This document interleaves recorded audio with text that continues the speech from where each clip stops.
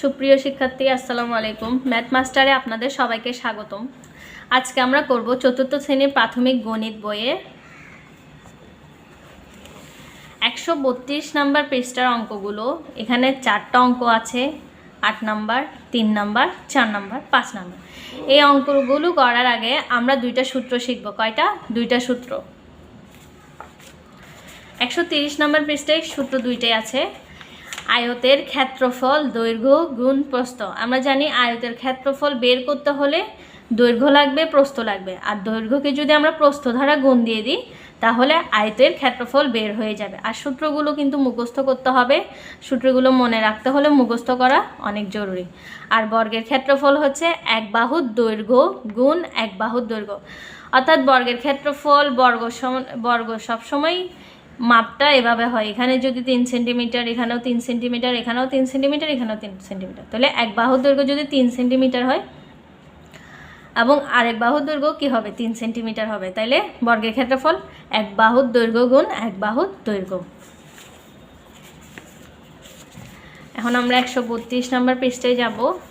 সেখানে প্রথম অঙ্ক 8 নাম্বারটা, ঢাকা জাতীয় সংসদ ভবনের নিকটবর্তী এলাকার মানচিত্র। এটা হচ্ছে ঢাকা জাতীয় সংসদ ভবনের বর্গটির এক বাহুর দৈর্ঘ্য। এখানে যে মানচিত্র যেটা দিছে সেটা বর্গকার মাপের। কিসের? বর্গকার মাপের। বর্গটির এক বাহুর দৈর্ঘ্য 1 কিলোমিটার। আমরা এর ক্ষেত্রফল কিভাবে প্রকাশ করতে পারি?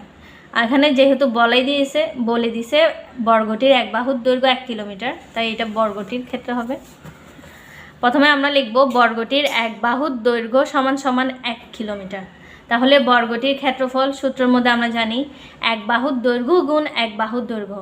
তারপরে বর্গ, কিলোমিটার থাকলে কিলোমিটার, সেন্টিমিটার থাকলে সেন্টিমিটার, কিন্তু বর্গটা বসাতেই হবে। এটাই ক্ষেত্রফলের মৌলিক একক। তারপর আমরা এক বাহুর দৈর্ঘ্য সমান কত? 1। এক বাহুর দৈর্ঘ্য 1, 1 গুণ 1 দিলে 1 বর্গ কিলোমিটার। এরপরে 3 নাম্বার অঙ্ক, একটি আয়তাকার ফুটবল মাঠের দৈর্ঘ্য। ফুটবল মাঠের কি বলছে? আয়তাকার ফুটবল মাঠের। ওইটা ছিল বর্গকার, এখন হচ্ছে আয়তাকার, তাই সূত্র হবে আলাদা।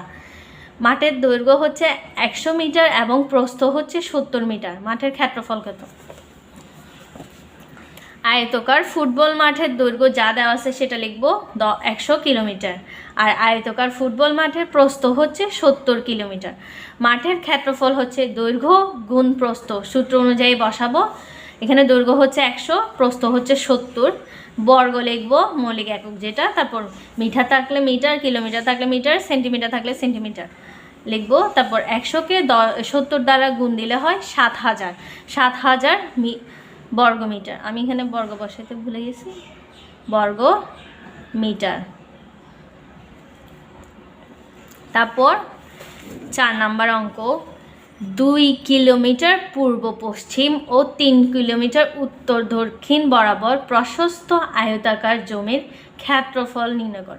তাহলে এটা কি বলছে? আয়তাকার জমির ক্ষেত্রফল। তাই আয়তাকার জমির ক্ষেত্রফল বের করতে হলে আমাদের দৈর্ঘ্য লাগবে, প্রস্থ লাগবে। আমরা জানি যে আয়তাকার জমির ক্ষেত্রফলের দৈর্ঘ্যটা কিন্তু প্রস্থের চেয়ে বড় হয়। দৈর্ঘ্য বড় হবে আর প্রস্থ হবে ছোট। এটা একটা আয়তাকার জমি ধরে নেন। এখানে দৈর্ঘ্য হবে এই দুইটা আর প্রস্থ হবে এটা। তাহলে এখানে বলছে 2 কিলোমিটার পূর্ব পশ্চিম ও 3 কিলোমিটার উত্তর দক্ষিণ। 3 কিলোমিটার উত্তর দক্ষিণ, এটা যেহেতু বড় তাই এটাই হচ্ছে কি আমাদের দৈর্ঘ্য। তাহলে এটা 3 কিলোমিটার, এটাও 3 কিলোমিটার। আর 2 কিলোমিটার পূর্ব পশ্চিম, 2 আর 2 কিলোমিটার এটা হচ্ছে প্রস্থ। তাহলে আয়তাকার জমির পূর্ব পশ্চিম যেটা ছোটটা সেটা হবে আমাদের প্রস্থ, সমান সমান 2 কিলোমিটার। আয়তাকার জমির উত্তর দক্ষিণ দৈর্ঘ্য সমান সমান 3 কিলোমিটার।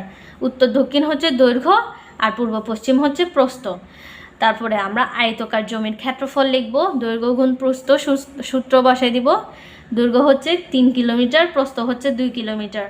তাহলে বর্গ বসাবো, কিলোমিটার বসাবো। 3 দুগুণে 6, 6 বর্গ কিলোমিটার। আনসার হচ্ছে 6 বর্গ কিলোমিটার। এখন 5 নাম্বার অঙ্ক, একটি বর্গাকার জমির একটি বাহু হচ্ছে 10 কিলোমিটার। কি বলছে? বর্গাকার জমির একটি বাহু 10 কিলোমিটার, জমিটির ক্ষেত্রফল নির্ণয় করো। তাহলে আমরা লিখব একটি বর্গাকার জমির এক বাহুর দৈর্ঘ্য হচ্ছে 10 কিলোমিটার। এক বাহুর দৈর্ঘ্য কি 10 কিলোমিটার। বর্গাকার জমির ক্ষেত্রফলের সূত্র লিখব এক বাহুর দৈর্ঘ্য গুণ এক বাহুর দৈর্ঘ্য। এখানে এক বাহুর দৈর্ঘ্য কত? 10 কিলোমিটার। 10 গুণ 10, বর্গ লিখব বর্গ, তারপর কিলোমিটার থাকলে কিলোমিটার, মিটার থাকলে মিটার, বর্গ কিলোমিটার। তারপর 10কে 10 দ্বারা গুণ দিলে হয় 100 বর্গ কিলোমিটার। ধন্যবাদ আমাদের সম্পূর্ণ ভিডিওটি দেখার জন্য। আপনাদের যদি ভিডিওটা ভালো লাগে একটা লাইক ও একটা সাবস্ক্রাইব করে যাবেন। পরবর্তী ভিডিও বানানোর জন্য আমাদেরকে একটা কমেন্ট করে যাবেন। আর আপনাদের যদি কোনো অধ্যায়ে সমস্যা হয়ে থাকে আমাদেরকে জানাবেন, আমরা পরবর্তী ভিডিওতে অধ্যায়টা নিয়ে করতে পারবো। ধন্যবাদ।